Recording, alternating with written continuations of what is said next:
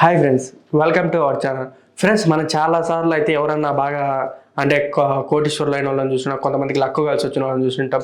అట్లాంటి చూసిన వాళ్ళందరినీ ఏమనిపిస్తాం మనం, వాడు ఎవడో నక్కతో తొక్కారా, లేకపోతే వాడు పొద్దుగానే లేచి నక్క ముఖాన్ని చూస్తాడు అందుకు కలిసి వచ్చిందంటే, ఈవెన్ ప్రతి ఒక్కళ్ళు ఎవరైనా కానీ డెవలప్ అయితే వాళ్ళందరూ నక్కనైతే చూశారు, లేకపోతే నక్కతో తొక్కారని ప్రతి ఒక్కరు అంటుంటారు. కానీ ఇలాంటి సంఘటనే ఒక అతను అనేది ఫేస్ చేశాడు. తను మన ఇండియా అతనే తను ఏం చేశాడంటే ఒక నక్కని పెంచుకున్నాడు. ఆ నక్క ఎక్కడి నుంచి పెంచుకున్నాడు, అసలు తనది ఏ ఊరు, ఎక్కడ అతను ఉండేది అనే దాని గురించి ఇప్పుడు మన టాపిక్లోకి తెలుసుకుందాం. అంతకన్నా ముందు మన వీడియోని లైక్, షేర్, సబ్స్క్రైబ్ చేసి పక్కన ఉన్న బెల్ ఐకాన్ని క్లిక్ చేయండి. ఇక టాపిక్లోకి వెళ్దాం. అసలు ఏం జరిగిందంటే, మన ఇండియాలో కర్ణాటకకు చెందిన ఒక వ్యక్తి నీకు లక్కు లేదని ప్రతి ఒక్కరు అంటున్నారు అనమాట. అట్లా అంటుంటే అతను దాన్ని సీరియస్గా తీసుకున్నాడు. కొంతమంది ఏం చేస్తారు, బాగా డెవలప్ అయిన వాళ్ళని మనం ఏమంటాం, వాడికి లక్కు కలిసి వచ్చిందిరా, నక్కతో తొక్కాడు, లేకపోతే పొద్దుగాలే లేచి నక్క ముఖం చూసింటాడు, అందుకే వాడికి లక్కు ఎంబడే ఉందంటే ఇతను దాన్ని సీరియస్గా తీసుకున్నాడు.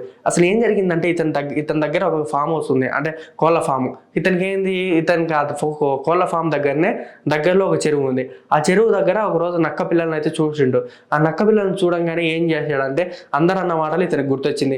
నక్కను పట్టుకుంటే, అంటే నక్కను పెంచుకుంటే నక్క తొక్కడం కానీ, నక్క ముఖం చూస్తే లాభం కలిసి వస్తుందని అందరు అనడంతో తను ఆ నక్క పిల్లని తీసుకుపోయి ఇంట్లో పెంచుకున్నాడు అనమాట.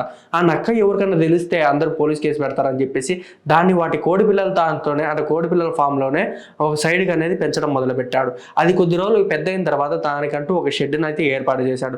ఇలా ఏర్పాటు చేసిన తర్వాత అతను ఏం చేశాడంటే, రోజు పొద్దుగానే, అంటే ఉదయాన్నే నక్క ముఖం చూడడం, రావడము, అట్లా ఏ పని ఉన్నా కానీ ముందు నక్క దగ్గరికి వెళ్ళి నక్క ముఖం చూసి వెళ్తాడనమాట.